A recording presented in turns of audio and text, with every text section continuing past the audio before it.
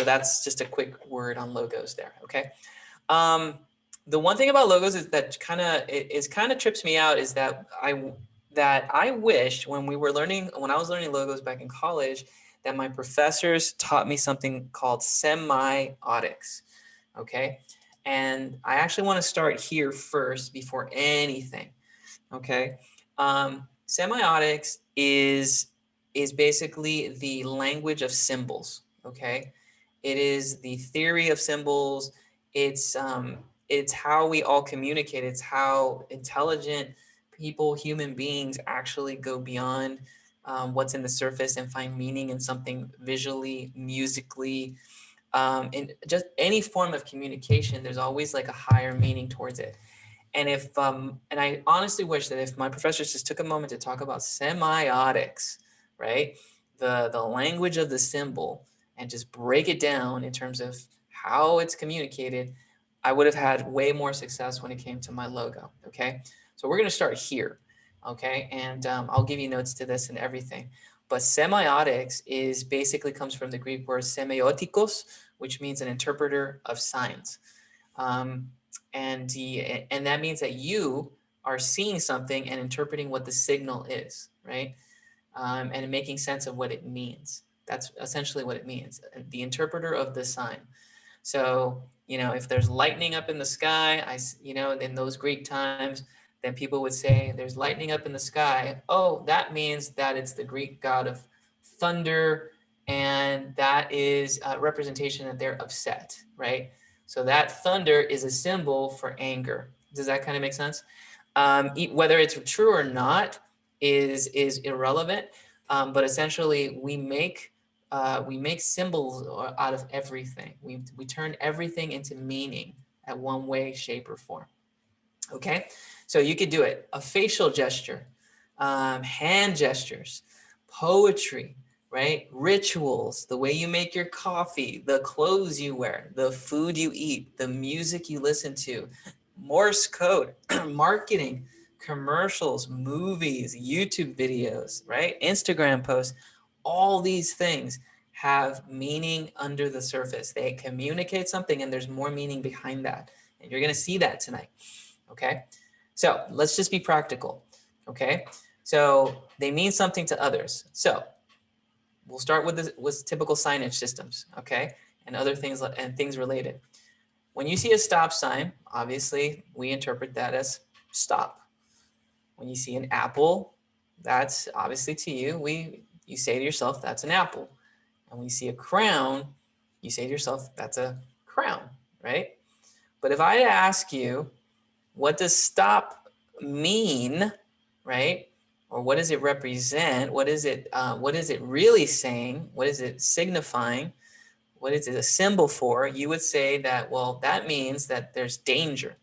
If I don't stop, then I'm going to get into a dangerous situation. So I ask you guys, if you see a green apple on a white screen, what does that mean beyond an apple being on a white screen? Like what is a meaning of that, or what could that apple be a symbol of? And you can voice it in or type it in. So if stop means danger, then an apple would mean what typically in the Western world, I guess you can say. Life. One more time, James. Life. Yeah, it can mean life, right? It can mean health, right? So we think refreshing? Apple is. One more time, DJ. Refreshing. Refreshing, yeah. It could be a symbol of refreshment, healthy, farmer's market, right? There's so many different representations, right? But beyond the surface, it means something to something else, someone else, right? So then if you see a crown, then what do you guys think of crown when you see a crown? You think of what? And you can type it in the chat or say it there. Royalty. Yeah, you think of royalty, right? So you think crown means royalty, higher level, king, as it were, right? Good. So that's ultimately how the signage system works, right? Now, when you put something next to something else, the interpretation differs, right? So if I put an apple next to a snake, then I'm going to think what, typically? Or a fruit next to this, next to an image of a snake. What would that signify to you? Or what would that be a symbol of? Eve. Adam and Eve, right? Right? Biblical, right? Sin, missing the mark, as it were. And so if it's forbidden, yeah. So it's contextual too. So if I see one thing, you know, beyond the surface, it means something literally, and then, well, it means something literally, and then it goes beyond the surface, which it means something else or a symbol, and then you can totally switch the game or switch the programming or switch the meaning when you add another object into it. So all of a sudden, when things are paired up next to each other, you can say completely different things. I just went from healthy with an apple or a fruit to now forbidden, sin, and like the ultimate, you know, human error in less than one frame, right? Just by adding an image of a snake or a serpent. So symbol is powerful, and symbol can go way off in different directions by just adding a graphic or adding something. And when you go to places around the world, right, it's no surprise that some of these things change, or don't change, I should say, because it has the same meaning in multiple languages anywhere, whether it's the color, whether it's the shape, whether it's the font treatment. At some point or another, you're going to be like, this means danger. I know I'm in another country, but when I see this font or I see this word on a sign or I see this shape, instantly you're thinking that this represents danger. So this graphic kind of jumps into different, it goes beyond language, if that makes sense, right? So it actually can access multiple languages and multiple cultures, okay? And as the world becomes more connected online and more globalized, these symbols these start to show up universally, right? Across the board. So symbols are really powerful because they go beyond language, beyond spoken languages that we may or may not learn. And even when you go into other spaces like workspaces and things of that sort, it doesn't take much to show you a picture of something that leads to a danger, right? So, you know, these signage systems are a little bit complicated to determine what they are when they're written in certain ways, right? But when you show a graphic of it or showing me a picture of what it could mean, then you'll know that, you know, it means something else, right?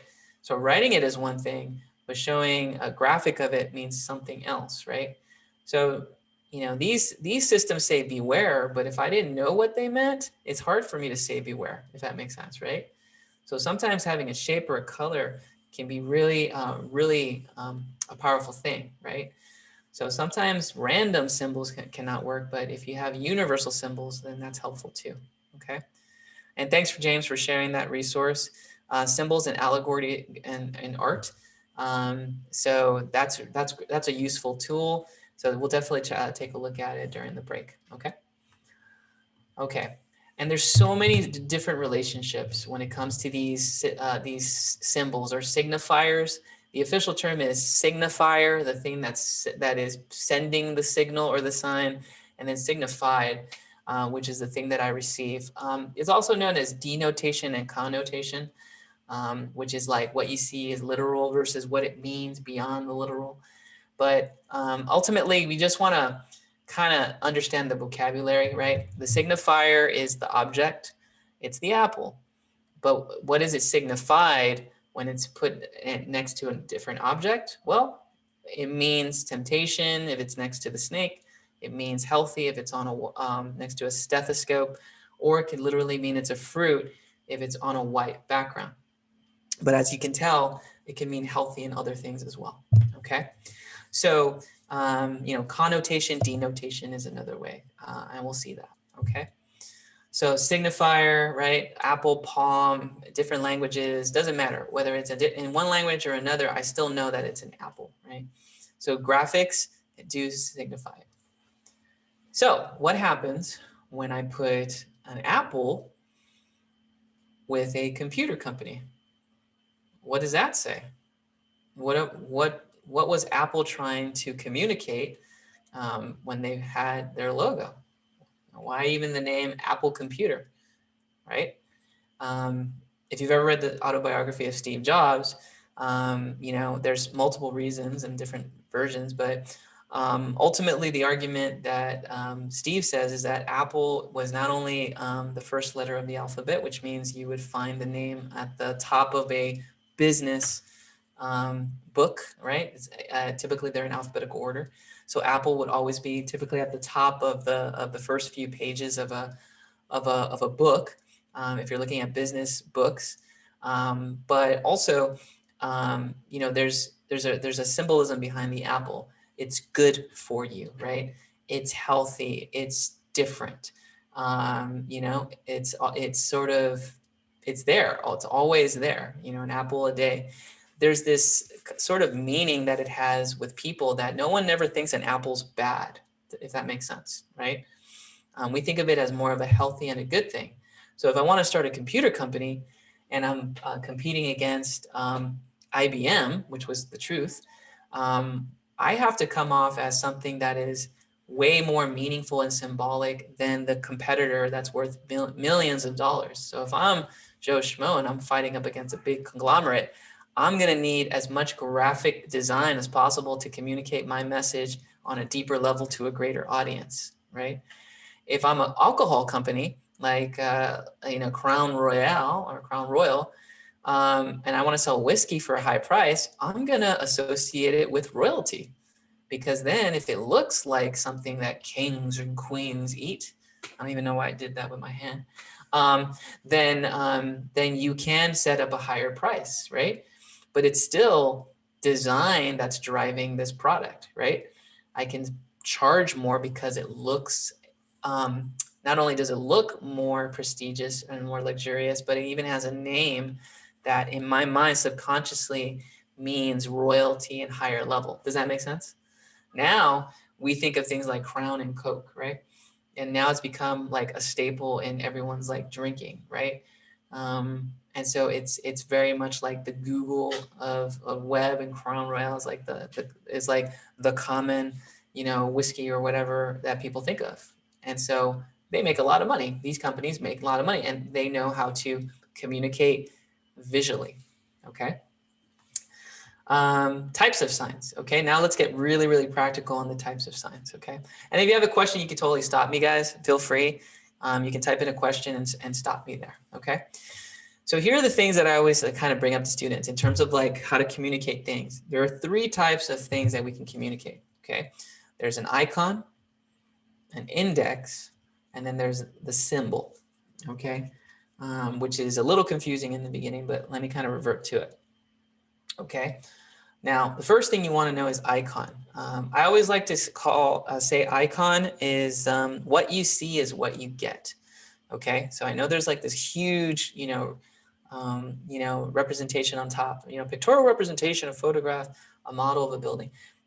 At the heart of it, an icon is a drawing, a photo, or some type of rendering of the thing. So what you see is what you get. So if I have a picture, a drawing, a photograph, or somewhat of a abstract image of a cat, I know that it's an icon. It is an icon of that thing. Okay. As I like to see it, it imitates the thing. What you see is what you get. Okay. That's how I like to remember it. The second level of this symbol communication is sort of like the index, which is kind of loosely related to it. So for example, if I see a paw print in the sand, okay, or I see paw prints, period, then it reminds me of the cat, right? Or if I see like that little wiggly thing that cats play with, right? I forget the little toy, but it's a little jiggling toy. If I see that toy, right, then it reminds me of the cat. I don't see it, but the thing reminds me of it. So much in the same way, like when you see the street and it's wet, then you know it rained recently, right? So something is triggering this idea of something else, right? If you see a feather, it reminds you of the thing. And when it comes to logos, that's going to be really important, because sometimes, you know, I might not have to see it to know that it's related to a cat. If I If I'm doing a logo of a cat, sometimes I don't have to see the cat per se, right? Sometimes it could be a paw that reminds me of the cat. So now it opens up the ideas that much more. You have so much more idea to pull from when you think about things related to the cat, okay? Then there's this, the symbol or the arbitrary relationship. So this is really what a symbol is, which is like, you know, the previous knowledge, the spoken or written word. Otherwise known as like a logo type. So does the font kind of represent that, right? If I hear the word cat, does it remind me of a cat, right? That's kind of like spoken or written in symbol. So if I see, and the spacing here is really bad, that's probably because I didn't interpret very well. But if I see the word cat, right, I'm going to think cat ultimately, okay? So that's kind of the notion of it. And then you could even argue that, well, if the font is represents cat, then is that accurate as well? And we'll talk about fonts a little bit later, okay? So think of symbol as kind of like the word, when I hear it, when I speak it, when I that represents that cat. So it's based on prior knowledge, prior experience. And then there's this meta symbol, which is symbols that go way beyond the everyday and the here and the now, okay? And meta symbols are like the dove or the olive branch, which are symbols for peace, right? Typically, they're religious symbols, magical signs.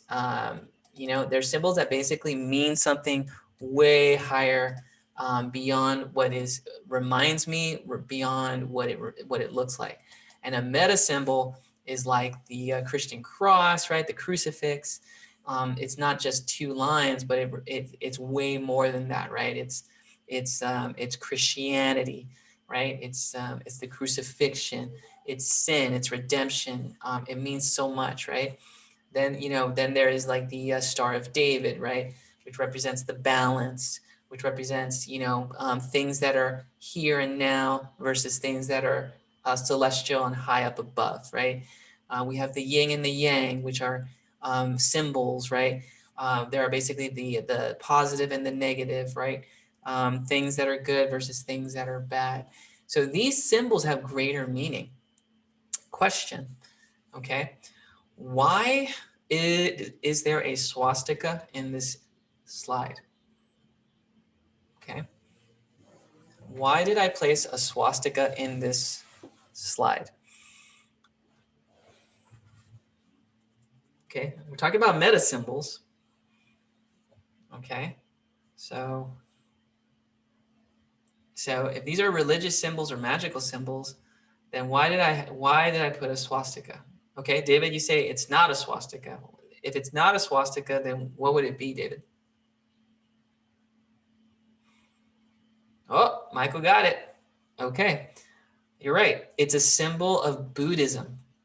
So, right? So Hitler actually took the swastika, rotated it a few degrees, called it the Nazi symbol, but it actually is the symbol for prosperity in Buddhist culture.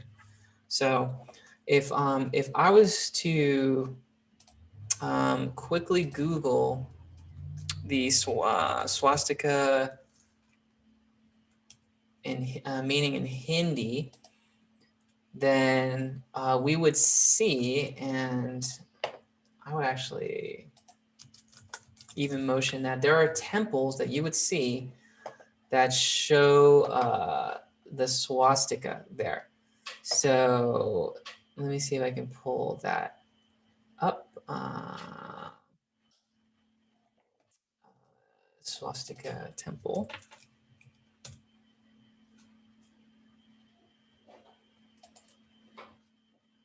Oh, okay, perfect. And let me go ahead and share that with you so you can see that. So it doesn't take much, but a quick Google search will reveal that the swastika came from Buddhist or Hindu temples in Indonesia specifically. So it means prosperity, it means wellness, it means goodness, it means well-being. And the Nazi regime basically came along and took it and stole it, but it was basically placed on these temples. So every time people go there, they think, whoa, did the Nazis really come this far? It's like, no, no, no. Hitler stole that graphic, and like the true artist, right? Hitler stole the graphic and placed it um, onto a regime and gave it a completely different meaning. And the famous saying says that, you know, good artists steal, or I think bad artists copy, great artists steal. And meaning that they steal from places that you cannot find. Right?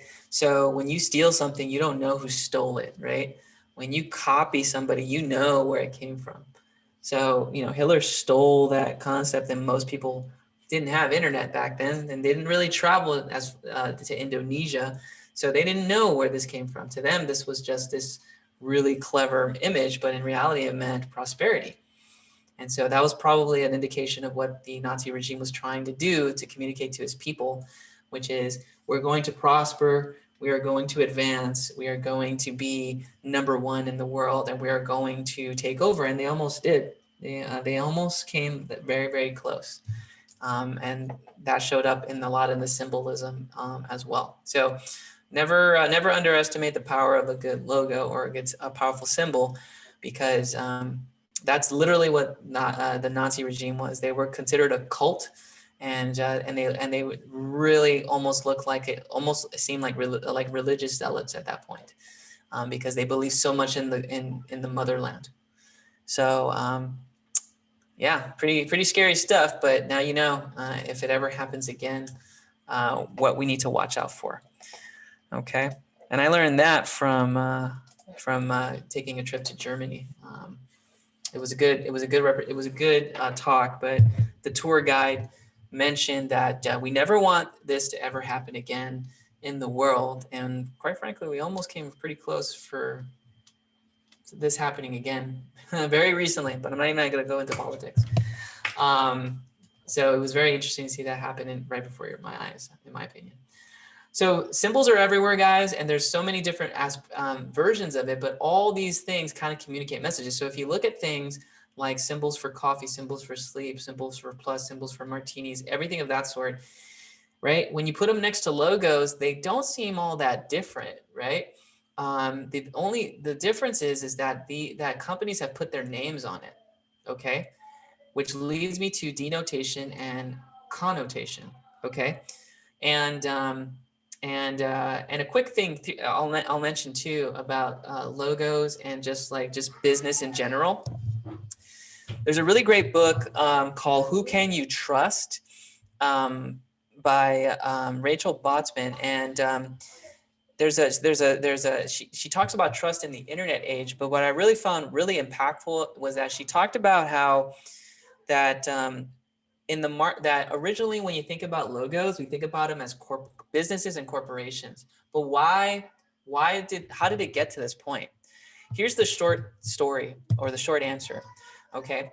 A long time ago, we had marketplaces, right? People would actually go. If you go to downtown LA, it's the callejones, right? The fashion district. But you basically go up to the owner or the person that's selling stuff. You say, I have money. You have a product I want to buy. This person told me that you're reliable and you're the guy, and they told me your name. And so I have money, and you have something that I heard was a good product, or a service that I heard was good. So let's make a deal. Give me that, I'll give you money, or you do this service and I'll give you money for it, right? And for a while, that's how it was. I know so-and-so. I know this person at this place, or this person that sells this or can do that. And they're pretty good at what they do. So, why don't you talk to them and make a deal? Well, as the marketplace grew and we have more people on the planet, all of a sudden, one person cannot meet with 100, 200, or thousands of people. What do? How do you still preserve your name in the midst of so many people? And that's kind of where we get our logos from.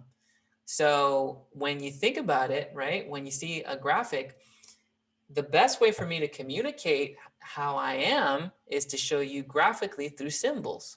So if I'm a calm person, I'll probably be using colors like blue. If you know me as a cool, calm, collected person that sells computers, let's say, then I'm probably going to show you the color blue, some nice round organic shapes.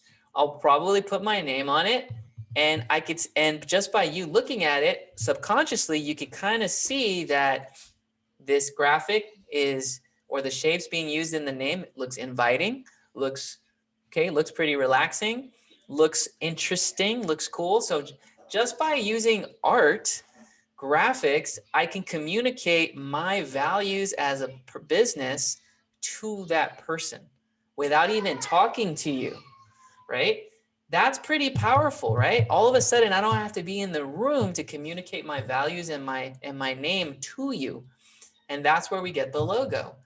And then fast forward a few hundred years, we have we're in the heyday of industrialization, 1960s, Mad Men agencies, right? All of a sudden, people are spending money left and right. And now I need logos to communicate my message because now more people are listening. And they're looking at these graphics and they're falling for it. They're falling for the meaning behind it. And so they say things like, well, that looks pretty reliable. That looks like a cool graphic. That, well, hey, let's go with them, right? They look reliable. This looks like something I can trust. Eventually, we learned the hard way that you don't trust everything you see. But ultimately, the logo still exists today. And so it's all a logo is just a symbol of a transaction. I mean, pure and simple. It represents what that organization is at its heart and at its core, and it can be manipulated. Okay, we are manipulators in a sense. We are influencers, but graphic influencers. So let's talk about denotation and connotation. Actually, you know what? Let's stop right there. We're at the top of the hour, 8 o'clock. Let's take a quick, 10. Let's take a 10-minute break. And when we get back, we'll talk about denotation and connotation, okay? If you have questions, have them ready. But we're going to talk a little bit about this symbolism and how it plays out. And then we'll talk about the practical steps. I'll even show you some logos over the last 100 years, how they've changed. And then we'll jump into the actual exercise, okay? So let's take a 10-minute break, okay? And then we'll come back in just a few moments and we'll carry it on from there. Okay, guys? I'm going to put the recording on pause. And I'll put my mic and camera on mute, and we'll see you in just a few. Okay, 10 minutes. Okay, so a couple of things. Let me go ahead and get. There's still more to come, but let me just go ahead and start by giving you the form that we're going to use to kind of begin developing our work. So I'm not going to go over this for at least another 20 minutes, but I'm going to share this link so that if you have a minute, you can send it to your printer. Okay, and you can print it out, but I will be referring to this document. So let me go ahead and just put this link. It's a PDF file. I actually have a framework on how to develop a logo. And it's been perfected throughout the years. And I think it's a good one, and it helps me. And hopefully it'll help you. And it's sort of a fast-track method of designing a logo, in my opinion. And anything you can do faster ultimately means you get paid sooner. And so I'm going to call this the logo brainstorming packet. Or it's really a sheet. And it's a cheat sheet below. Okay. And so that's there. When you have a minute, you could, I would say, send it off to your printers between now and 20 more or so minutes. Or you can even recreate it on a sheet of paper. But we'll be coming back to this in just a few moments. Okay. I just wanted to share that with you and just get that out to you. Okay. So if you have a moment, don't forget, just go ahead and print it, and or you can just draw it out again, and that's totally fine as well. Okay. Okay. So Questions, comments, of anything we've talked about up to this point. Okay, anyone have any questions or comments up to this point regarding anything we've talked about? Logos. I personally like logos. Logos are probably one of my favorite things. I'm gonna button this up. This looks a lot better like this. There we go. I feel like logos are definitely. I like logos. I do personally like designing logos. I think it's simple. I think once I appreciate the simplicity of it. I appreciate the thought process that goes into it. Um, and I really find that it's not fun per se, but I understand it. Question from James: what do you mean by logos are a symbol of transactions? It's it's really not it's what its logo is basically it's a symbol of the either the vendor or that you're buying from, right? It's a symbol of the of an upcoming. It's sort of a symbol for the transaction, if that makes sense. Like you don't really buy something from someone unless you kind of go through this through a process of like searching for them, trusting them, checking quality, things of that sort. And it's almost like the logo now is this sort of like a handshake, as it were. Like before you even start looking for anything, sometimes you look at the company who it's made by. I think a car is a good example, right? Sometimes you like the model of the car, but sometimes you look at the company, you look at the quality, you look at the warranty, and going back to that the four different types of buyers, buyers are constantly analyzing everything. They're looking at the prices, they're looking at the product, they're looking at the organization, they're making sure that this company is not going to rob them or cheat them. So all these things are part of it, and it all starts with a graphic, a symbol,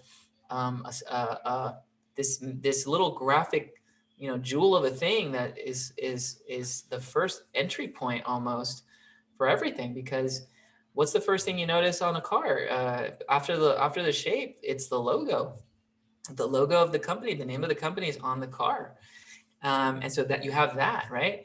Why is it that every computer has a Windows logo name or a Apple logo or name on it? That's a symbol of the company and what they represent. And these companies understand that what the company means to the person subconsciously is just as important as the things that they make for them, right? Like otherwise, why would they spend money putting logos on their products? It would be cheaper not to put things on not to put logos on anything, right? Most things we buy for cheap don't have the name of the company on it.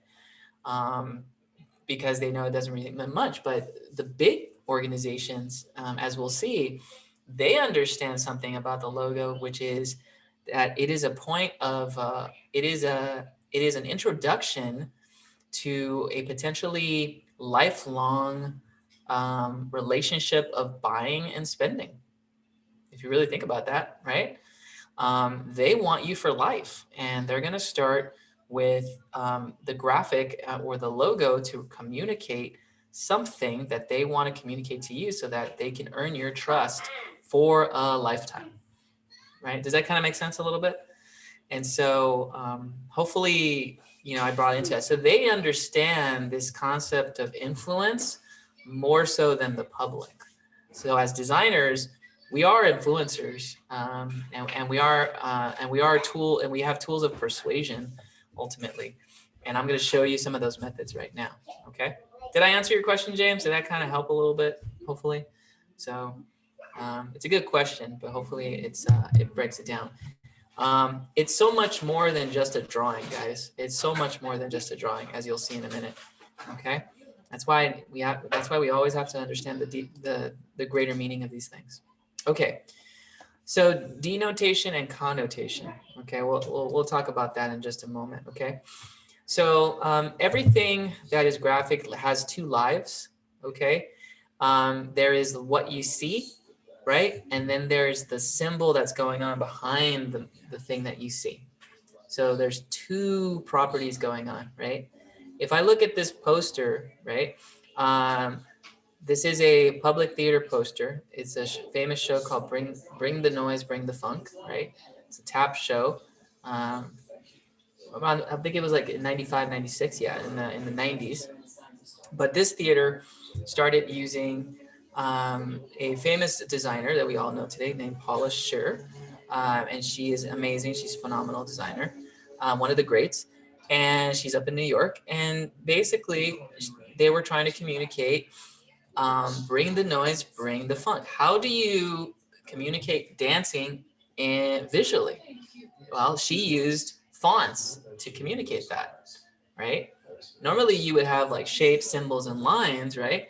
But she uses fonts, letter forms, and different orientations to communicate dancing, movement, structure. Like it's very visual, right? Yes, we have the graphic, but then the font is positioned in such a way that it almost seems like it's moving across the dance floor, right? And it almost kind of reminds you of those dance steps a little bit, those maps of those dance steps and how to take steps and whatnot, kind of reminiscent of that. But those are ultimately two things. So the positioning, the design, the font is being used to communicate this meaning of what it means, okay? So that's something to kind of keep an eye out for when it comes to the design, okay?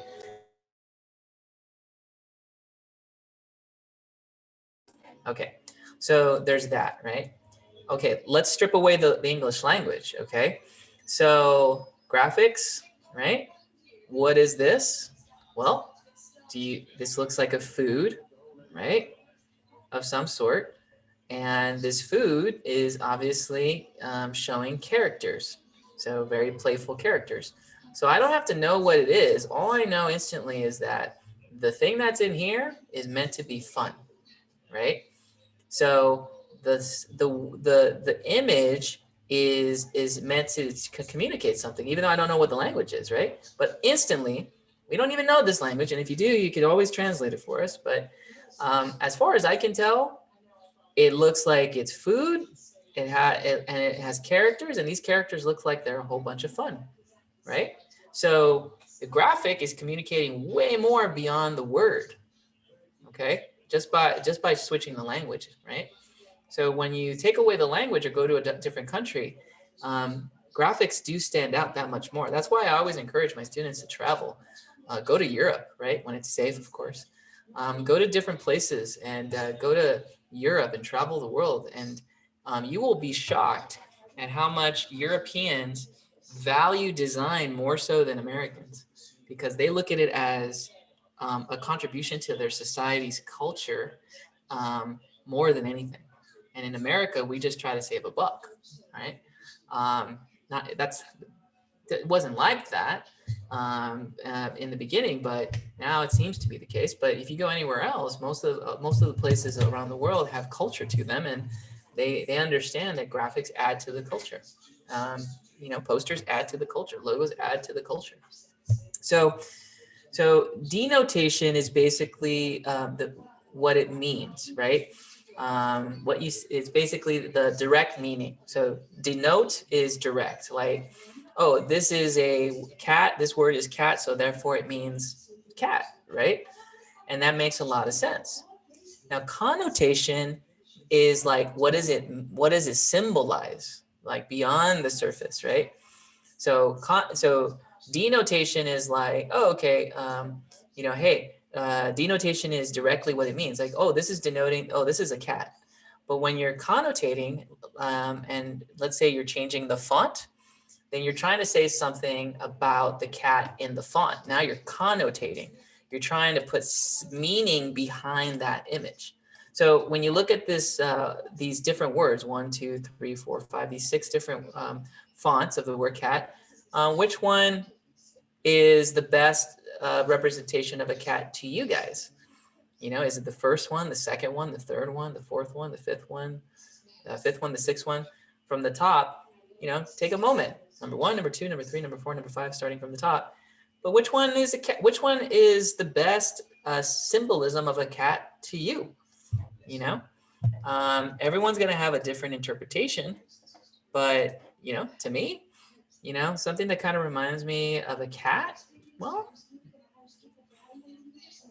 if I had to think about it a little bit longer, you know, probably the third one, maybe the second one, you know. It all has different meanings. You know, some people say maybe the fourth one because it reminds you of this character, and some people say the second one because it reminds you of a tail, and some people might say the third one because it reminds you of, you know, Garfield.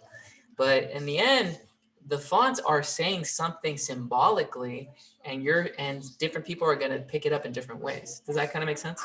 So we are always putting symbolism to it. The Aristocat, yeah. So when you think about it, there's meaning in that message, right? Even by a simple font, we're saying something in the font. Okay.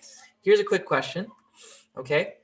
Why is the $1 bill, or the first dollar bill when it was created, right?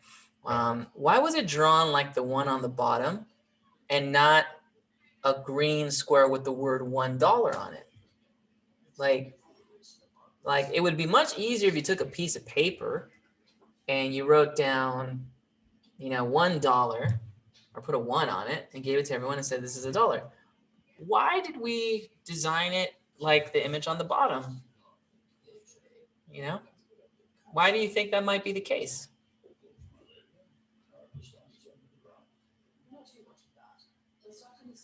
And you can type it in or you can voice it in, but you know, why is most currency drawn? Okay. All right. James says to me. One more time. Aesthetic? There's an aesthetic. Can you go deeper, DJ? What do you mean by aesthetic? It doesn't look like it's like a taller dot to it and just throw something on there. It's kind of like, it's like the kind of feels is different. Okay. I think you got it. I think you narrowed it down, but I think also Ashley has it as well. She says that it looks, and even James said it too. It gives it value. Let me contextualize, okay? Now, when currency was being done in the United States, did we have did we have cameras back then? We did not. Okay. So how were things? How did we have images? They were paintings. Question: who had paintings in their house back then? Was it the rich or was it the poor?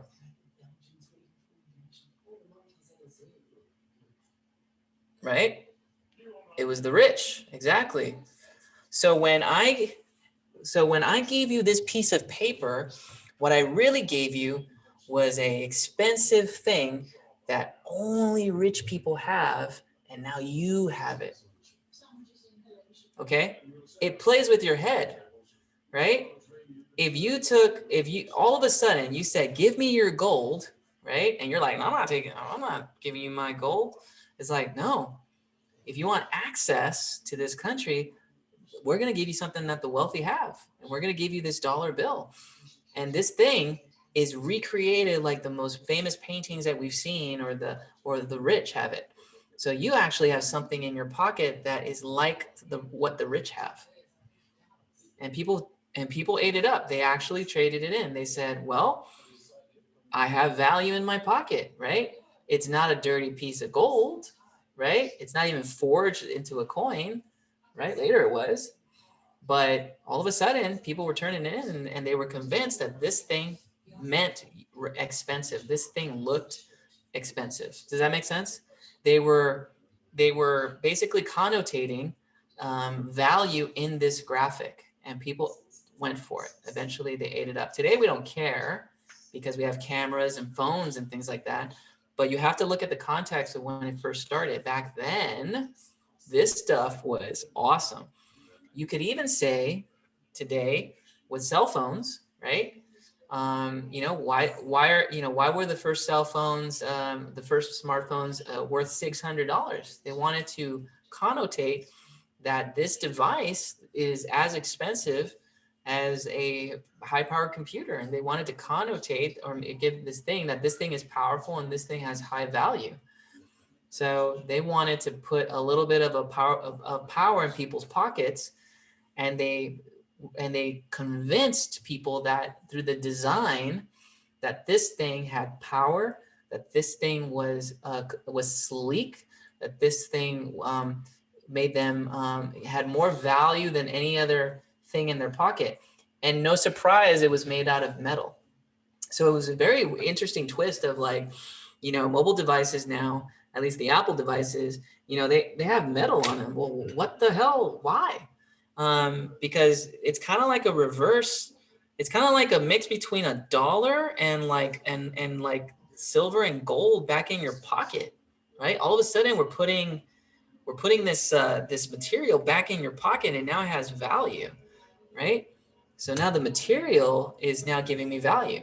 I don't care about my dollar. I don't care about $100. It's just a piece of paper to me.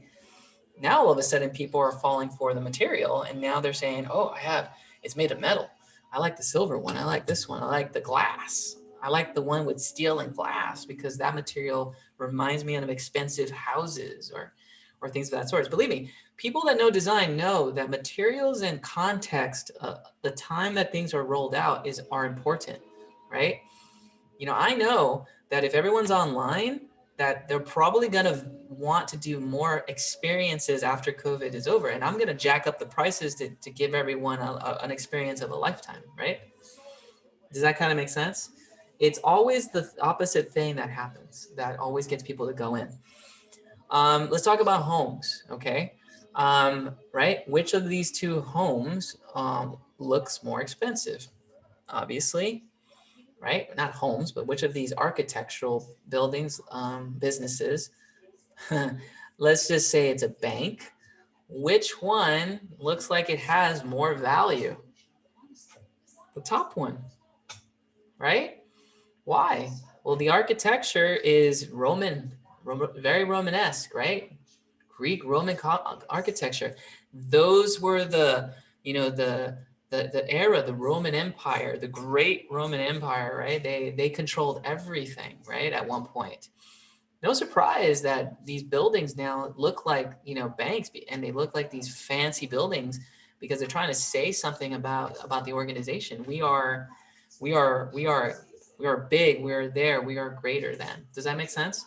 So architecture, drawings, it doesn't matter. These things have symbols and these things have meaning. And once you can scratch the surface of what they're trying to say in a symbolic form, you can tell who knows their game and who doesn't. Does that make sense? Right? Who's authentic and who's not. And it's gotten down into people too. And there's ways to even tell if people are in a certain way. Okay, I know I'm hitting hard with this information, but I just want to kind of speed it up. I just really want to drive the meaning, okay? Marilyn Monroe, famous photo, right? This photo is considered the epitome of American sex symbol. Wouldn't you know that this was actually a photo of her depressed, drug-taken state before she died? So this is not a photo of glamour and sexuality, although today we look at it as that. This is actually an early photograph of her in her depression, in her use of drugs right before her death, right?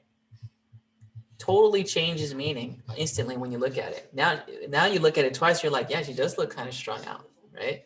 She does look kind of high, right? She looks that she's not all quite, she doesn't look like she's all there. Versus these photos when she's working and she's focused, okay? Right? Very different person, right? This is the real Marilyn, right? You know, somebody that has things, she looks like someone that has things going on in her mind, right? She's thinking, there's things going on. She's probably in some type of self-conflict from the looks of these images. And then when you look at her photo, it's just kind of like I'm just trying to pose and be kind of fake, but no one ever thought about how she felt at the time.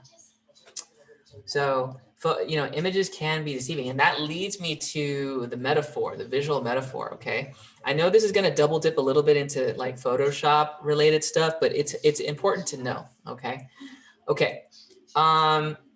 is a little dated, but Catherine Zeta-Jones, you know, if you know her, great. If not, just know that she's a very pretty lady who was in a lot of movies, and she was a, you know, sort of a Hollywood glam girl, right, for a time being, right? I'm married to Michael Douglas, I think, and I think they're still married. So, you know, she started doing ads and promos when she started being popular.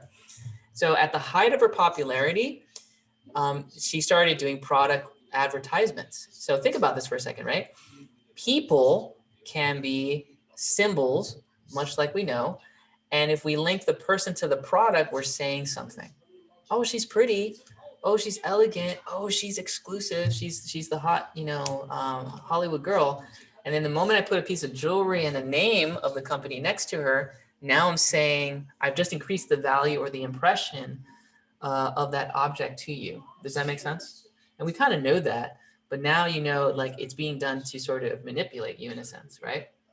So when I put my product next to somebody that's popular now, it's gonna be it's gonna carry some weight. That would be the equivalent of like social media today, right?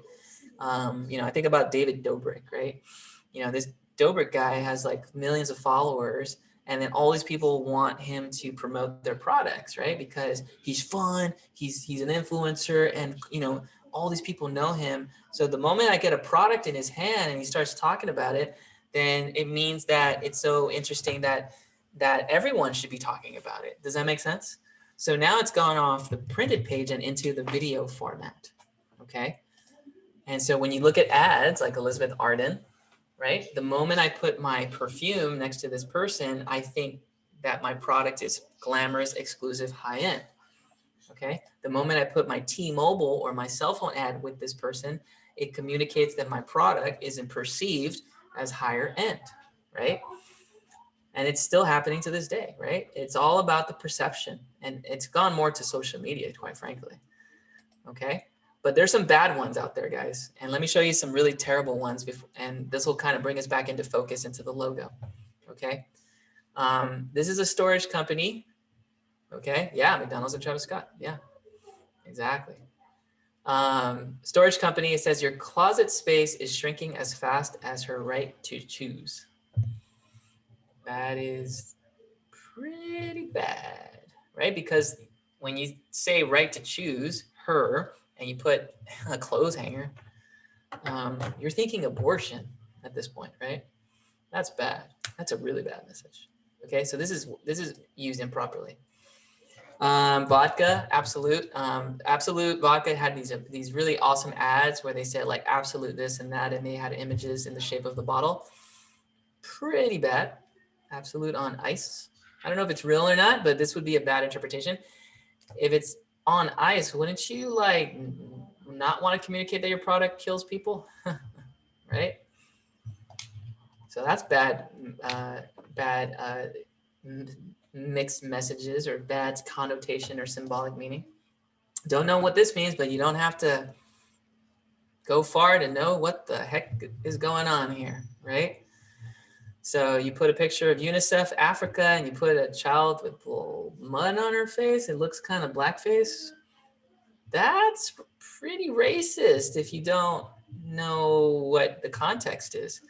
So you might mean one thing and not know it completely turns into something else.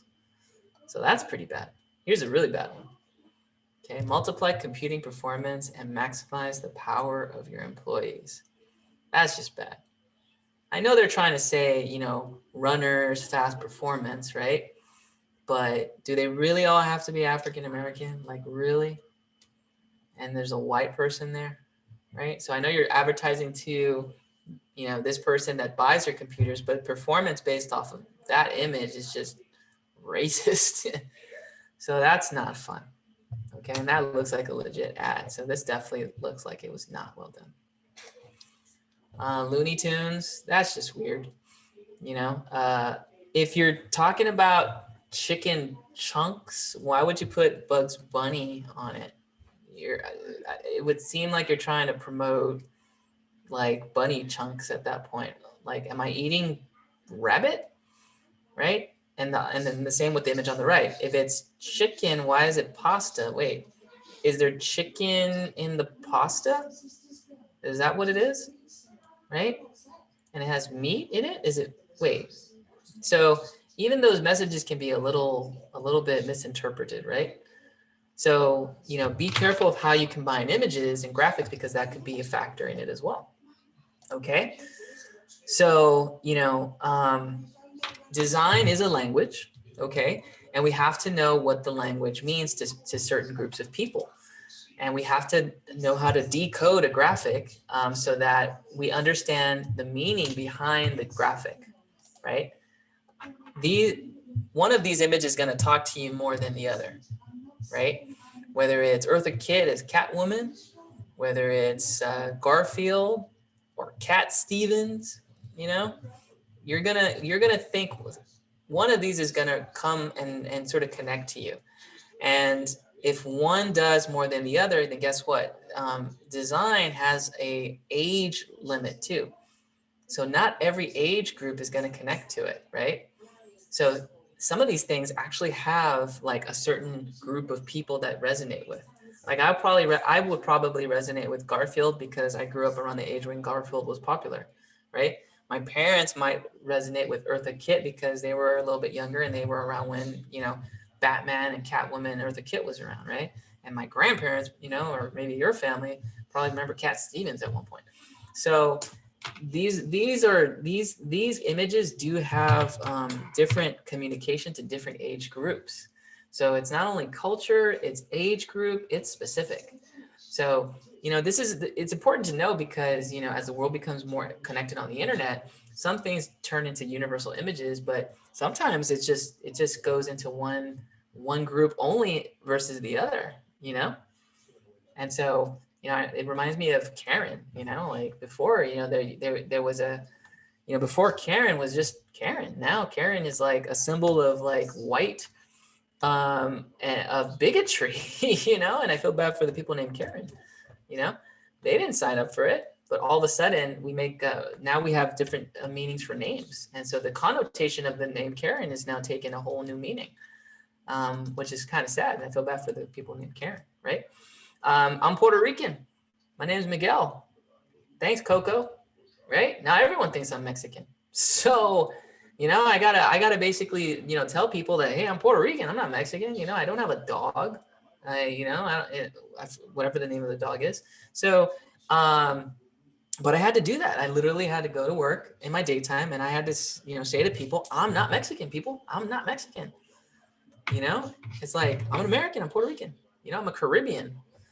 And so sometimes these things have lives. Okay, I'm gonna shut up. Let's get down to the nitty gritty. Okay, so let's talk. And if you have questions, guys, feel free. I just really wanted to drive this semiotic denotation and connotation because it's going to be really important, especially when we do the exercise.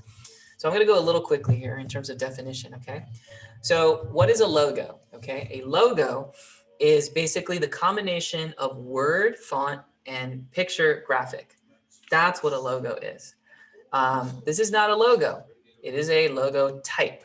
It is a font or type that has been stylized as a logo. So we call this a logo type. This is not a logo. Technically, people call it that, but the true definition is that this is a mark or the mark of the logo. Okay, so this is called a mark. So when you combine a mark plus a logo type, you get a logo. Okay, so that's pure and simple. Okay. And we'll go through the criteria of a successful logo because I have a much easier format here. But ultimately, you know, logos have like this sort of like world and they follow certain parameters, right? Is it visible, right? Can we actually see it, right? Does it work on different sizes, right? Does it work really large on a screen and on a super small scale? Okay. Is it unique? You know, does it not look like everyone else's logo, so to speak? Okay. Simplicity is going to be really important, right? The simpler the logo is, the stronger the image. Okay. If it has too much detail, it can throw things off a little bit. There's things like retention. Will it actually live as long and still look timeless, right? These logos look dated, right? versus the Apple logo, which has been around since the 80s, looks pretty universal, right? And we have different things like descriptiveness, right? Does it actually communicate that thing that we see, whether it's directly or loosely referencing it? And is it timeless, right? These logos look dated. They look 90s, so to speak. So we don't really want to fall into trends so much. And in modularity, right? Is it balanced, right?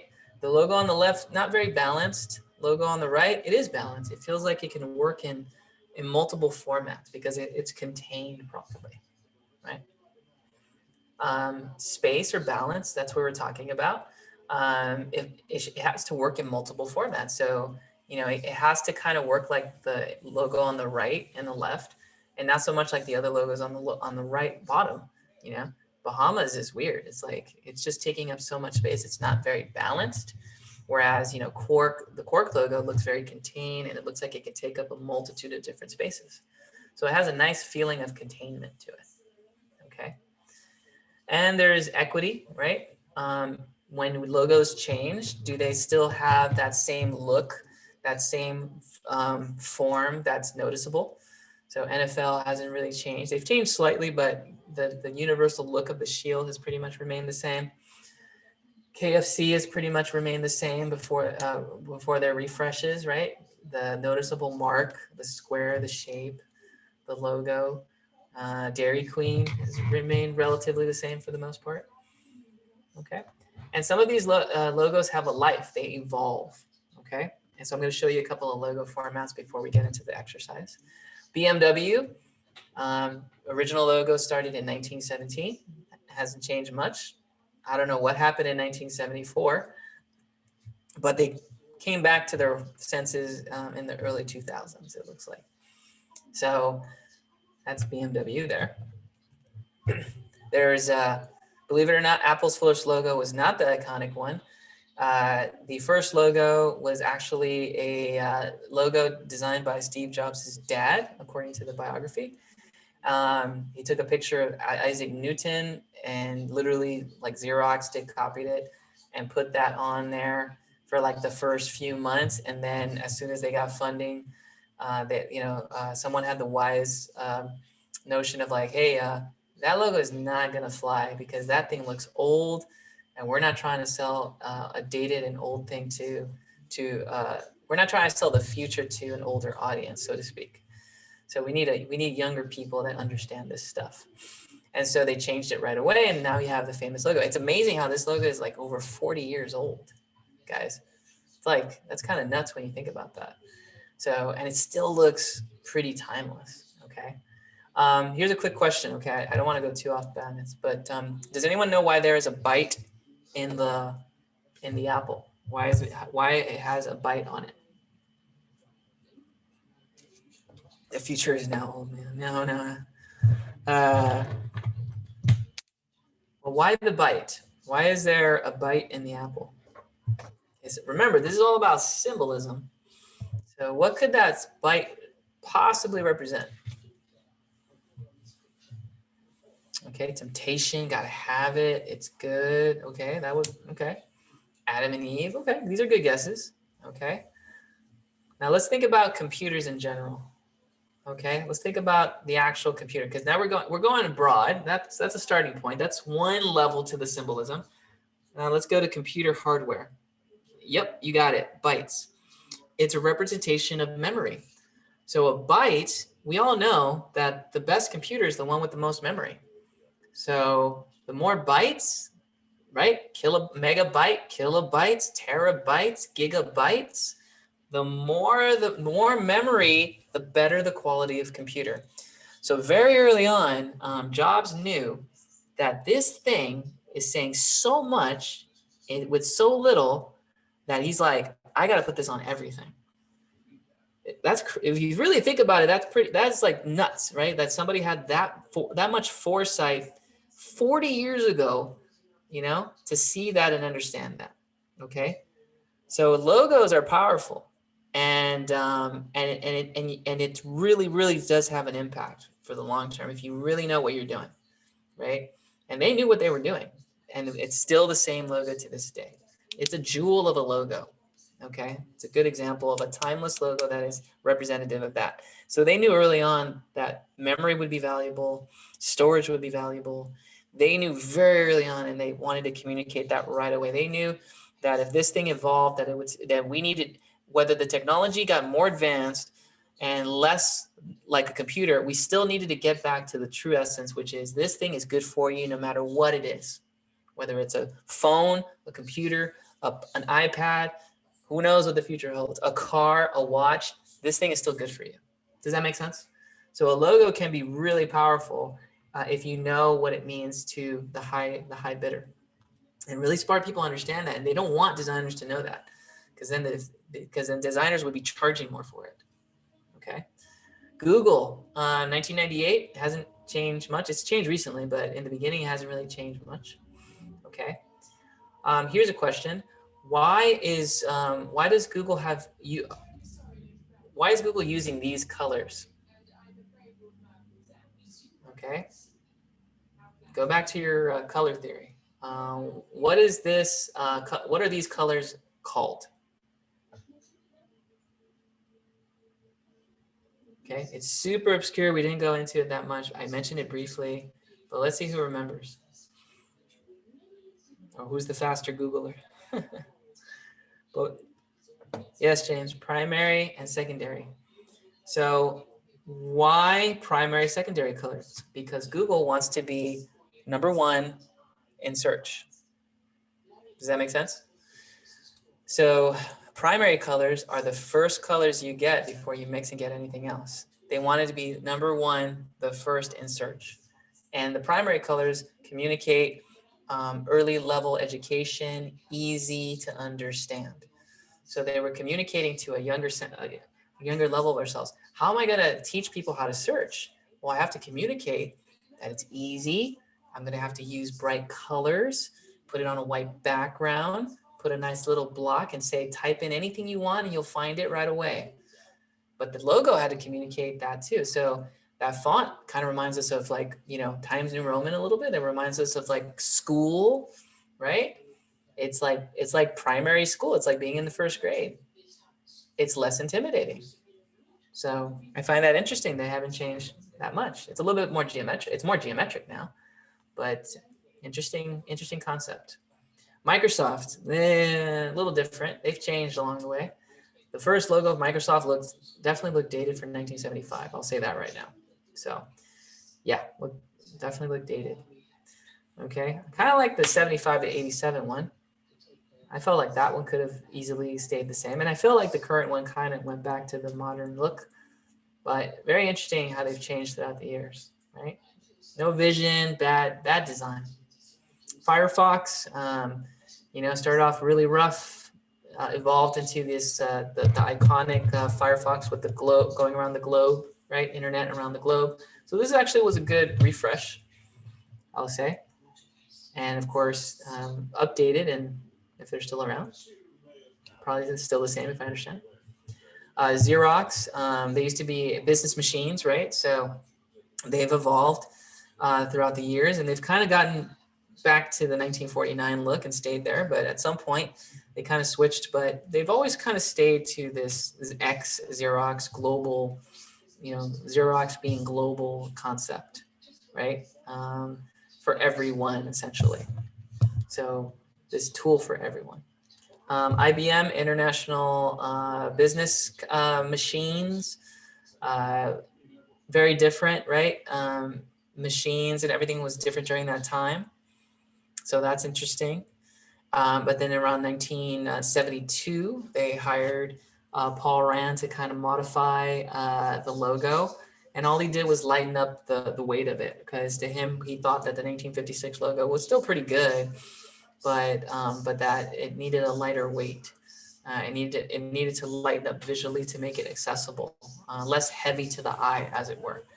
That took a big jump because IBM didn't want to do that, and eventually, and they didn't really stay with it for long, but they went with it, and they thought they could get a refresh. Okay, so interesting how that logo evolved. Don't know what happened with Nokia. I mean, 1865, founding of the company, logo was about 1966. And I think that was because they were making like rubber materials and things of that sort. Eventually going into technology, and now we know them as connecting people. So they've changed their business throughout the years, but interesting evolution nonetheless, right? But when you break down all these logos, it really honestly comes down to about like 8 or 9 different approaches, guys. So if you actually took all this, and this is where it gets super practical, and I'll give you a cheat sheet of this also. If you took all the logos ever made across the world, there's honestly at least, maybe like 8 different approaches that you can take to your logo. I always go to this. This is where my mind goes. But here are basically like the 2, 4, 6, 8. Here are the like 9 or 10, actually, excuse me, the 10 various approaches that you can take a logo. Just 10. Okay. It's not rocket science. Okay. First strategy towards designing a logo is that it's called the unified shape. So that's like your FedEx, your Manhattan bagel. It's like when I combine, the word with the shape, it makes a greater shape as a whole, if that makes sense, right? So it looks like one massive shape in essence, right? And so, Subway's a good one. The North Face is another good example of that. But the type and the logo type and the mark are combined, and they work together very well. Okay. And you guys remember FedEx, right? If you look between the E and the X, right, you get the arrow. So to indicate that packages are always moving forward. So very, very good stuff. The second strategy is called the mark, the drawing inside the logo type or the lettering. So the drawing is in the letter, or the drawing is part of the letters. So that's kind of like your Dole. SeaWorld is probably a good example that we all connect to, right? The O looks like Shamu or the whale jumping over. So the O is the graphic. I would say many first-year designers like this a lot, and they always go, this is like the easiest one, I would say. And it doesn't make it any less than. They just know like, well, the V looks like this or this looks like that. So VeriSign is a little check. The V is the check to check off you've done something. Macy's, between the Y and the S, there's a little star inside of it, because students go, wait, there's no mark inside of that, professor. It's like, oh yeah, if you look between the Y and the S in Macy's there on the left column, there's a star instead of like an apostrophe. And so that's the mark. It could be as tiny as that. Okay. So that's a mark within a logo type. Within the logo type. Now the opposite is true, right? The drawing is outside of the font. And that's like your Puma, right? It's Puma's a good example because the graphic looks like it's interacting with the actual lettering. So anytime you can make a logo where the drawing looks like it's like playing around with or interacting with that lettering, it actually makes for higher engagement. You've heard me say that before with t-shirts, especially with like the Mickey t-shirt. If Mickey looks like he's engaging with the type, it looks more interesting. If your minimalist poster looks like it's interacting with the font, it looks more interesting visually. Same thing with the logo. Okay. Fourth strategy is really big drawing, little font or little type. Okay, little font essentially. So that's Mercedes-Benz, right? Lacoste, right? Maserati. Okay. You always have this big drawing with a little font somewhere above, below, around it, near it, whatever the case. Nintendo 64. These are all big mark, little logo types. Okay. Then there's the opposite. There's the big font with the little drawing interacting with it somehow. So that's like swatch, right? Big font, little drawing interacting with it. That's MBA. MBA is a good one. So you have this big, MBA lettering with a little drawing that's kind of engaging it in some way or moving away from it, it looks like. Mont Blanc. Okay. Then we have shape containers. So it's not the same as unified shape. Unified shape it's outside of, and in combination, it kind of makes a shape. So my eye is kind of creating the shape in and of itself. A shaped container is literally that. The shape contains the letter or the font. So that's like Lego, right? With the square, or BMW, right? The lettering is inside the shape. 7-Up, Goodyear, okay? Heinz, Martini, Levi's. The lettering is inside the shape, but the shape still has meaning. And we'll talk a little bit about that for next time. Or I'll mention, actually, we'll talk about it tonight. You know, like a square is a symbol for something, stability, right? Okay, then we have our underline or overline, or a line going somewhere across that. So the famous one is obviously Nike. So, you know, Nike obviously has the famous swoosh. So that's underline, right? Pirelli is over the line, or the letter, it looks like it's over it, right? Vans, the V looks like it's over it, right? I think there's a famous story that says like the V looks like a bong of some sort, or because the first Vans shoes were for stoners or something like that. I don't know if that's true or not, but there is that story that floats around. Then we have descriptive, and descriptive is like what you see is what you get. So if I do a logo for Girl Scouts, I'm going to show you girls that are united around a common goal or form, right? If I do Post-its, I'm going to show you the Post-it. If I have UPS, United Parcel Service, I'm going to show you a parcel or a box or a package. And so I'm going to show it. I'm going to show you that thing, and that's going to describe the thing that you see. Okay, 2 more, and then we'll do the exercise. There's symbolic, right? This is a little bit more abstract. So how do I communicate unity, right? You know, well, a hand, you know, can be like give me, or a hand could be I want to give you something. So when I show a hand and a person, it's like I'm giving something to someone. Or if I show a hand that's over a circle or a rainbow, it's like I'm giving something away. It's highly symbolic. Not a meta symbol per se, but it's kind of almost getting there. Meta symbol is more religious, but these are kind of slightly before that. So symbolic. If I'm a sleep center, which is basically targeted to people that can't sleep, then I'm going to show you circles that look restless, movement to be symbolic of movement in bed or restlessness. Okay, so these are things that are representative of that. Okay, Red Cross, right? Help people. And then the last one is typographic. And so fonts do, as we saw earlier, communicate meaning. So that's a logo type, or otherwise known as typographic. And the famous one is Coca-Cola. You know, Coca-Cola logo has not changed in over 100 years. Pepsi should have kept to the same logo. You know, Pepsi Cola actually had a pretty good logo when they first started, you know, and I know it was a little similar to Coca-Cola, but to this day, they just pretty much, you know, have the same sort of battle, I guess you could say. But Coca-Cola always kept to their guns, and they always kept to the typographic form. The form, the font is representative of like liquid and movement and just constantly like being good, right?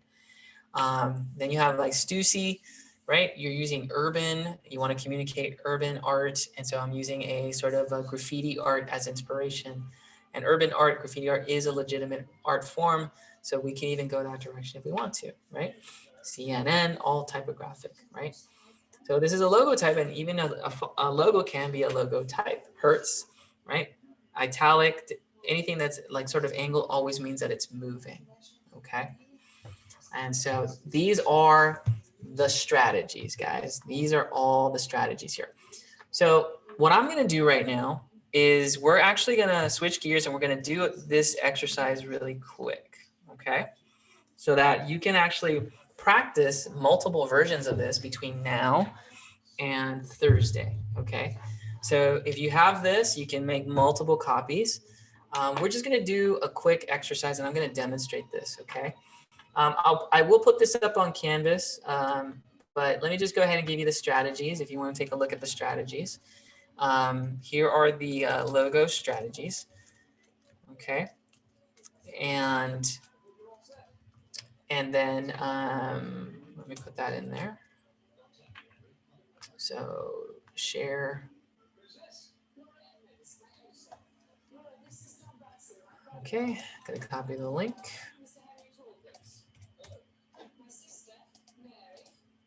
Link copied. Okay, and it's there in the chat. So this is the strategies, right? So there's 5 or 9, excuse me. There's the 9 strategies, and this is basically all logos in the world. So if you took all the logos in the world, they come down to these 9. That's manageable, right? When I was in college, it seemed very, very, very, very mysterious in some ways, and it wasn't articulated as well as I thought. But now I figured it out. So this is a great way to set up your logo. Okay. All right. Did everyone get a chance to print this out by any chance? If not, you could just write down, step 1, step 2, step 3, anywhere on a random sheet of paper. But I just want to kind of run you through my little cheat sheet on how to develop a logo. Okay. So before I go into that, okay, the first thing I do is, as you know, I price out the client. Right? I say it's going to cost $500 or $1,000, depending on what the company's worth. And then if they say a deal, we send them a contract. They give me half up, and we start continuing having a conversation. And so these are some of the things that I would ask the client. So this is actually my process, but it's also questions that you can ask your client to determine their brand. And I find it very, very helpful. So if you want to know how to derive a brand out of something, your own brand, for example, these would be some questions that represents that, right? So I'm going to run you through that through my camera. So let's go ahead and jump onto that really quick. So I'm going to switch over cameras. I'm going to go to the IPZ there, and you guys can see this, right? Yeah, you can see that. Okay. Okay. So obviously, first thing I always ask the client is, hey, so, what's the name of your company? And this is important because they can't change it, okay? It's really important they don't change it, because as you can see, if I put all the work in designing a logo type, right? And then they say, oh, we're going to change the name. You just spent all that time designing for a font that for a logo type, and that sucks. That's not good.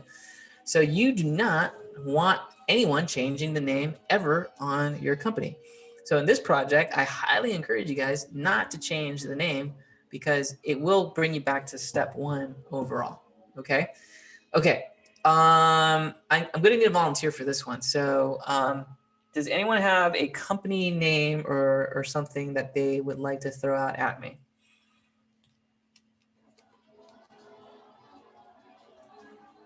Or let me phrase it another way. Who would like me to do the work for them?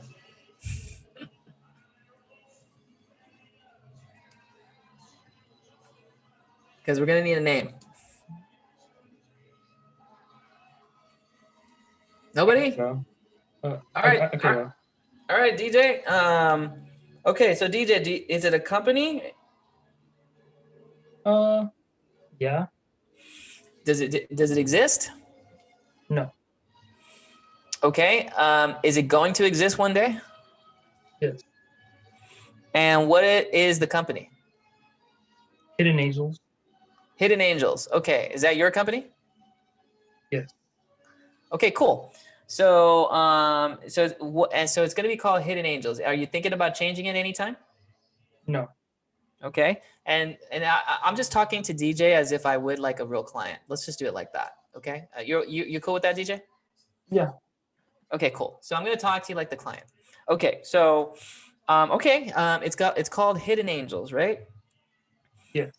Okay. Now, for the logo, is it going to say, or better yet, let me ask you this: have you registered the name or trademarked the name yet? Yes. So you have registered and trademarked it. Okay, great.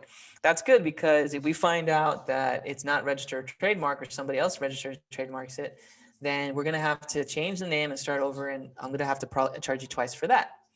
So it will be more money if you don't ensure that it's trademarked. So it's really important that you want to make sure your name's trademarked. So I'm entrusting that you trademarked your name. Okay. And at this point, I'm assuming DJ has given me half up of the project. I don't care. I got half up already. So anyway I slice it, I still got paid to do the work, whether they registered it or not. Okay.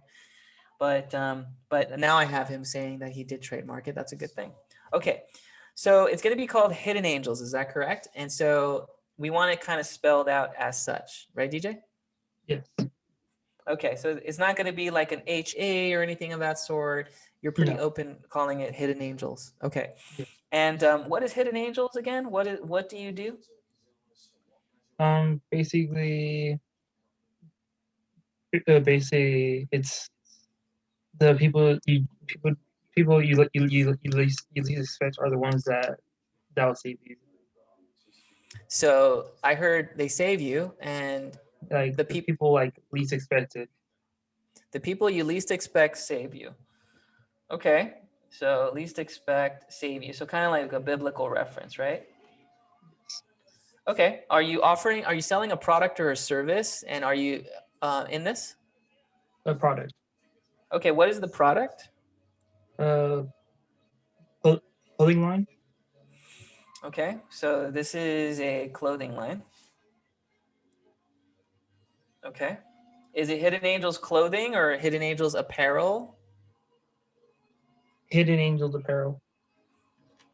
So this is Hidden Angels apparel. So that's kind of the name you're going for, right? Yes. Okay. So I'm going to circle Hidden Angels apparel because we want to make sure that people know it's apparel and not a church. Okay. Because it could mean anything at that point. Okay, so when people least expect it, you're going to save them with clothing. Is that correct, DJ? Yeah, kind of. Okay. Yeah, that's somewhat of the concept. Okay, what kind of clothing are you thinking about offering? Hoodies, shirts, So, sweatpants. so shirts, sweatpants. Yeah, kind of like stuff like that. Okay, who's your audience? Like, who are you selling to? Like, what? How old are they? Are they guys, girls? Unisex. Really in all ages. So you're gonna sell all ages clothing line? Yeah. Okay, where are you gonna start? Just out of curiosity, like who's gonna be like your target audience or the person you're gonna try to sell to the most? First, the younger generation. So younger, okay. And so young male and females. Do you have like a ballpark on age? No, like open-minded people that are open-minded, pretty much. Okay. Kind of the young generation. Can you compare this to something else? Is there another company out there that is kind of similar to what you're thinking about? Yeah. There's a company called Honeyco. They target like car enthusiasts. What is it called? Honey Co? Hunt and Co. Hunter Co? Hunt and Co. Oh, Hunt and Co. So Hunt and Co. And they target car enthusiasts? Yeah. Are you targeting the same group of car enthusiasts? No, I'm like people of like Christian backgrounds, youth like the youth of like Christian backgrounds and stuff. So you're thinking about unisex younger faith-based believers, so Christian faith believers? Yes. Okay. So we're thinking about unisex Christian faith younger. Okay. So then, so it's called Hidden Angels Apparel. You're targeting a young youth group, sort of group of individuals. It kind of looks similar to something called Hunt and Co., which is targeting cars, but you're kind of looking towards targeting faith-based younger individuals. And can you kind of describe the brand, or like, what you want people to think when they hear the word Hidden Angels Apparel or Hidden Angels? Yeah, what do you want people to think when they think of Hidden Angels Apparel? How would you describe it in like 3 words? Don't judge. Oh yeah. By 3 words. I'm sorry, could you repeat that one more time? No, I'm trying to figure out how to describe it in three words. Oh, well, you can, let's go beyond 3. Like, if you want people to say, man, Hidden Angels Apparel, they are so what? Fill in the blank.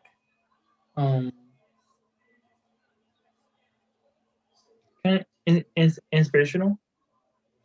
Oh, okay. They're inspirational. Okay. What else? Eye-opening.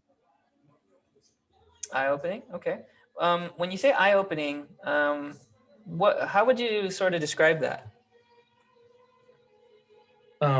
Pretty much.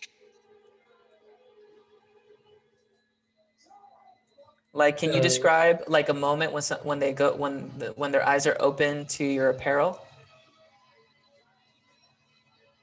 Like it could like basically it could be someone not like polar opposite from you that has that's more willing to help pretty much.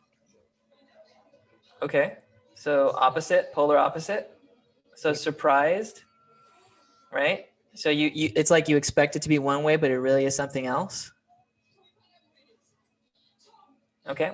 And then is there like another word to describe Hidden Angels Apparel? Like when they think about it, they think inspirational, eye-opening, and what?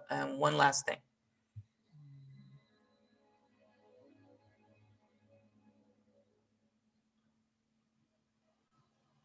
I can't think of another one. That's okay. It could be both, right? So, but for sure, you're thinking like you want them to be inspired. You want it to be eye-opening, right? Yeah, you want it to be something that they least expect that'll save you, so to speak. Does that sound about right? Yes. Okay. Can you describe like a moment where the apparel saves them? It'll save you. Um, can you give me like another description of that or another example of what that might look like? Pretty much with every piece of apparel you get you're able to contact contact the creators and ask them for help about any issues going on. Use and go to them to like what any of your problems. So it's kind of, so this is interesting. So so it's like if you connect onto the internet and you're like, hey, this is great apparel, and you can actually contact the company and you can actually seek them out for advice. Does that sound about right? Yeah, then like talk to them, see if they help you through any problems that you're going through. Is it like personal problems or clothing problems? Would you? Anything. Okay, so it's kind of like an outreach of sorts. Yeah. So this is a clothing line that wants to kind of is kind of like a cross between like a wellness, like helping people get to a better place. Is it mental wellness or spiritual wellness, physical Mental, wellness? spiritual. Uh, it's kind of all around type of Okay. apparel.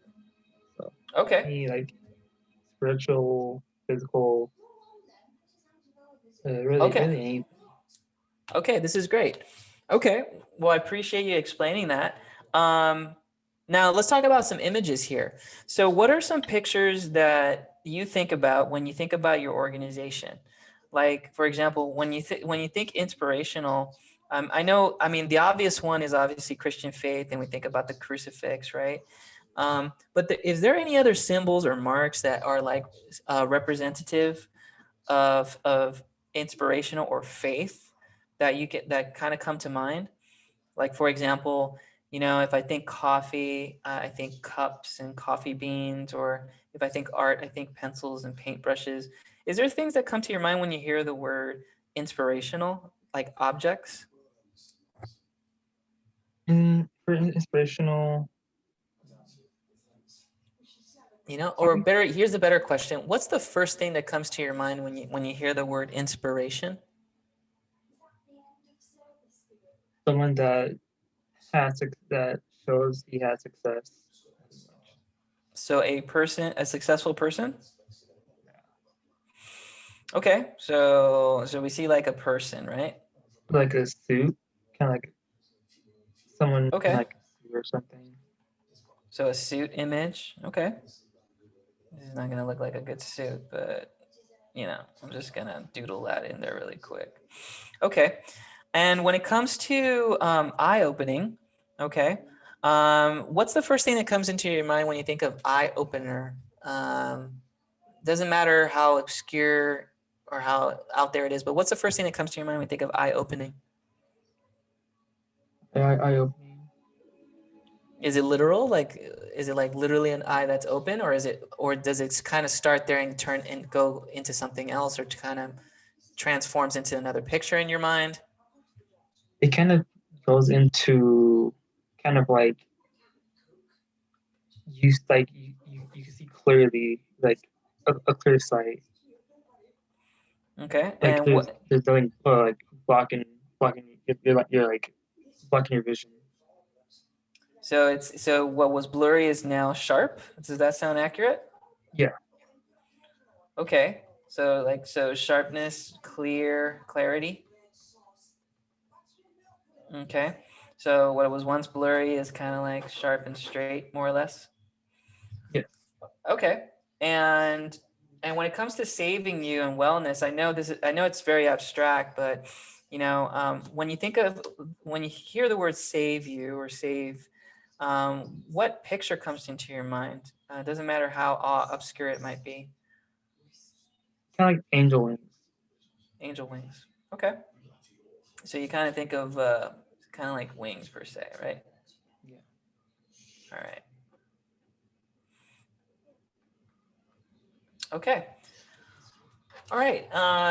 And then is there anything else that maybe, that images that you're thinking about that maybe we haven't talked about in any way, shape, or form, that maybe come to mind? I know I asked you a lot of questions regarding images, but is there other pictures in your mind that I haven't asked, or maybe other things that you kind of see in your mind that you haven't shared with me yet? Probably like a faceless person that has Okay. no that like you can't depict the face of them And why a faceless person? because you don't like you don't know who could help you or what the situation is. Okay. They're helping you. Okay. And is there any other images that come to mind? No, like kind of like a hooded figure as well, Okay. like Oh, faces hooded or figure. like a hooded figure. Oh, okay. So like a hooded figure, more or less. Okay. Yeah, So like a cloak, but like somebody's like obscure face, more or less. This is very off, but so cloak, hooded figure. Okay, cool. All right. Well, thank you so much, DJ. I appreciate you going through this. I'm going to take all this information about your brand and logo, and I'm basically going to come back in about a couple of days just to talk a little bit about the designs. I'm going to just start developing some ideas. If you have any logos or images that are inspiring to you, you know, you can email them to me. In fact, I'll create a Pinterest board. We'll share it. And then you can kind of put images that you like, that maybe you resonate with. And then I'll use that to kind of help me in the design process. Okay. And then boom, scene, we're done. Okay. Okay. Did everyone in the class, did you see what I just did there, guys, in terms of like interpreting? I ran DJ through connotation, denotation, and connotation, right? What do you denote? What do you think about? What is iconic? What's an image that's an index? Do you see how this process works? So what's in your mind that you're connotating that's directly? What's in your mind that's denotating, that you're building symbols in your head about? And it's all a matter of asking the right question. So this is really just as much about a brand about clearing the person's image of what the brand is more than anything. These are values. That's what this is. This is worth something. So when you help somebody clarify their values and their and understand what their brand is about, you've just given them gold. And so this process is it. I mean, we did this in like what 10 minutes, and I was able to determine the brand label. And DJ kind of had an idea, but it took some good questions to kind of get to the meaning of it all, right? So what am I going to do? So from here, this is what I'm going to do, right? I'm going to, and I know I'm going long and hard here, but we're probably going to have to go back to this, back to the slides, guys. But essentially what's going to happen is that I'm going to go into my little design list here, which is the logo. Where is it? My logo design strategies here. And I'm literally going, and I'm going to switch cameras, and I'm literally going to start to combine this stuff. So, for example, I'm going to look at the first one here. Let me zoom in on page 1. Okay. And I'm going to do 1 or 2 of each of these graphics. Does that make sense? So if I have shape containers, then I'm going to make a shape container with hidden angels. So I'm going to go back to my list, and I'm going to look at my graphics. I'm going to say, what could look like shape containers? Well, the angel wing sounds like something. So I'm going to put down shape here, and watch how fast we're going to do this, right? I'm going to bust out at least 9 to 18 concepts in about 3 minutes. Okay. Shape, typographic, symbolic, big, little mark. You guys know what that means, of course. And big mark, little type. Okay. Actually, that's 1, 2, 3, 4, 5. Okay, I'll do 10 in like a minute, right? Or actually, no, we got 4 minutes. Let me just bust this out. Let's go all the way. Okay. Underline.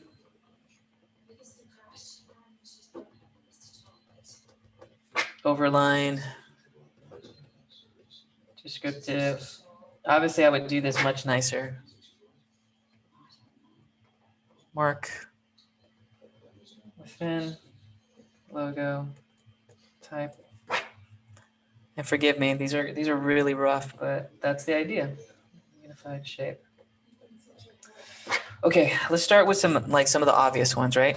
So if I have shape, I'm looking at this and I'm like, okay, well, we got shapes. What shapes did he mention? Well, I could do, and I could do like a wing, right? And then maybe within that wing, you know, I could put the logo somewhere there. So hidden angels,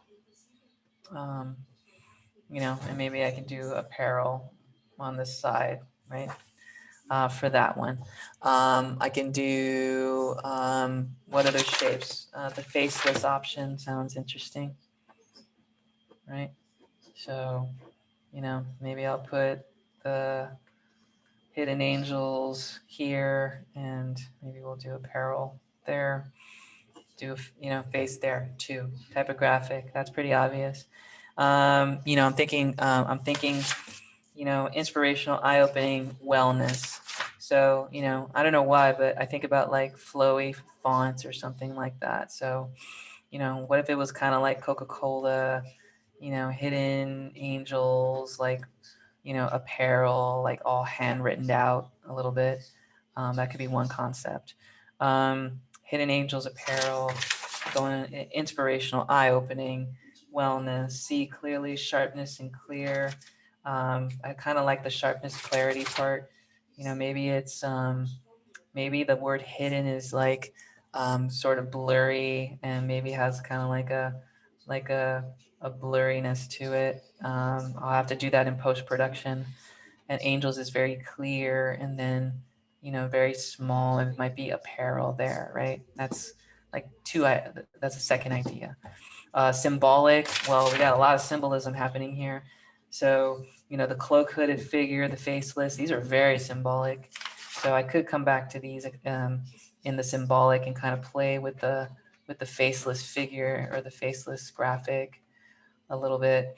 Maybe I can kind of you know, work hidden angels in that somehow and have it be there. Gosh, I mean, maybe I can do like kind of like a hooded sort of figure, more or less, and you know, and maybe it's a faceless sort of character. It doesn't really look hooded, I know, but you know, I'm just kind of I'm just playing with this rough concept, and maybe I have like hidden angel there on the bottom as a potential concept. Oh, excuse me, I'm not moving my thing around.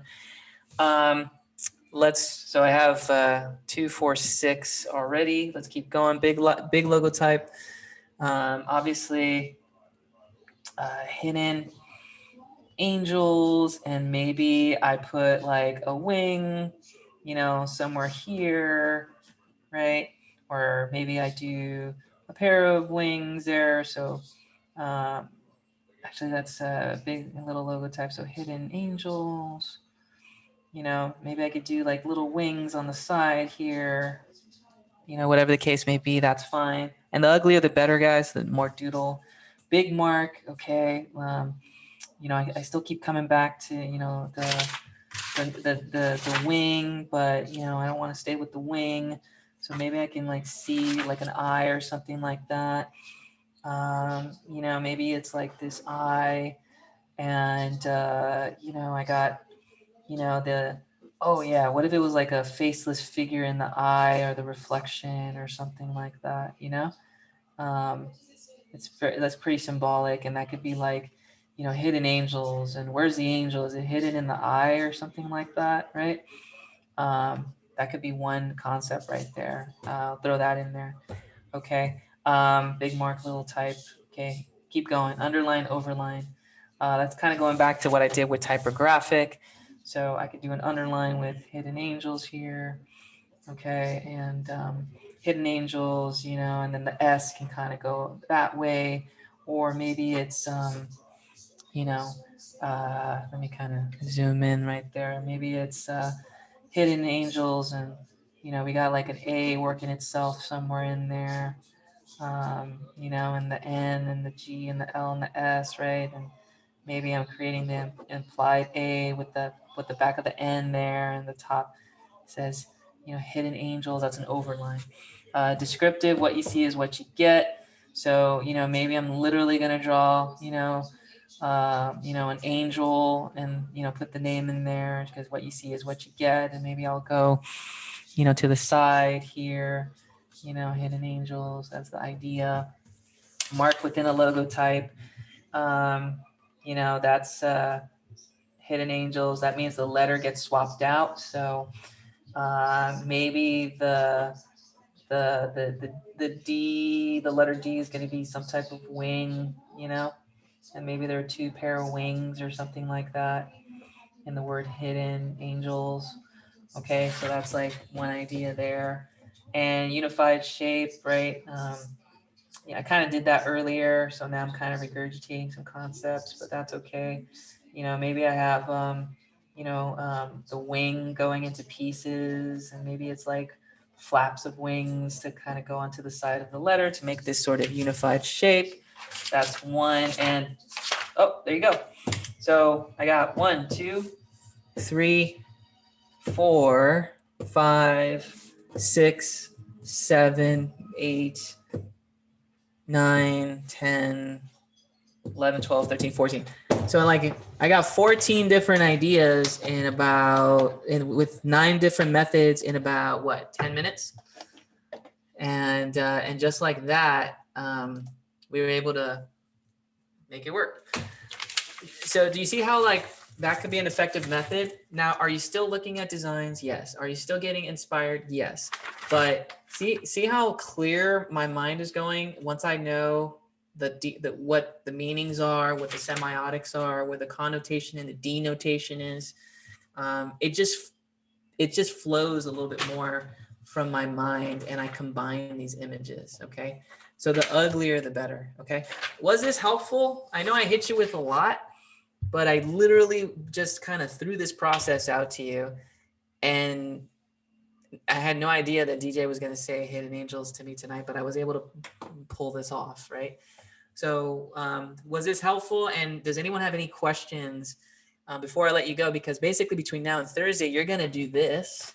You're going to go back to this video and you're going to watch this demonstration and go through this process yourself. And this could be your business, your future business. It could be, you know, your graphic design business. It could be a fake business, YouTube, just about anything you want it to be. It could be someone else's business that maybe you want to do this project for and get people's understanding. But here's an opportunity to build this logo. How do we draw it? We already know the how because we've already done for the last 18 weeks, we've already done techniques, minimalist poster. This project is purely conceptual. It's all critical thinking and conceptual. Rendering it, you guys already know how to do. Okay. So now you kind of see why I waited till the end to do this project, because it takes more critical thinking and to kind of figure these things out. And when you already know your technical skills, it makes it so much easier. And that's the reason, and that's why I formatted it this way. Okay. Questions, issues, concerns? Does this kind of make sense with everybody? Just want to throw it out there. Okay. All right. Very cool. All right. Well, so here's your game plan, guys. All right. The links will be up on Canvas first thing tomorrow morning. And so between now and Thursday, you're going to look at your brainstorming sheet. You're going to review this video again. You're going to look at this sheet, go through the process. You can ask yourself these questions and flip the paper around and start to create one or two for every section of your strategies to design your logo. Okay. Doesn't have to be perfect, doesn't have to look there, but try one or two per section and you'll find out that you'll have an endless amount of ideas coming out of it. Okay. We'll talk about rubrics later and we'll talk a little bit about cool strategies that we can do and things of that sort. But we'll review the concepts and the designs on Thursday. And then on the second half of class, we're going to start drawing this stuff out and finalizing and then digitizing it so that we have it set up for hopefully Tuesday of next week. Okay. And if you want to get started early on the digitizing, you can, if you feel comfortable with the logo design and it meets some of the criteria that I'll post up. Okay. All right. Thank you guys. I appreciate you guys going 6 minutes overtime, 7 minutes overtime with me. That'll do it for tonight. And just come prepared Thursday with your sheet, your brainstorming packet, and with some illustrations of the logos using the strategies. And we'll get to review them in groups and as a class, and then we'll pick one that looks the best and start developing from there. Okay. All right, guys. And then we'll get you going. Okay. All right. If there's no other questions, you guys are dismissed and we'll see you next time. Okay. All right. Sounds good. Okay. And then Bradley, let me answer that question for you. Let me stop the recording.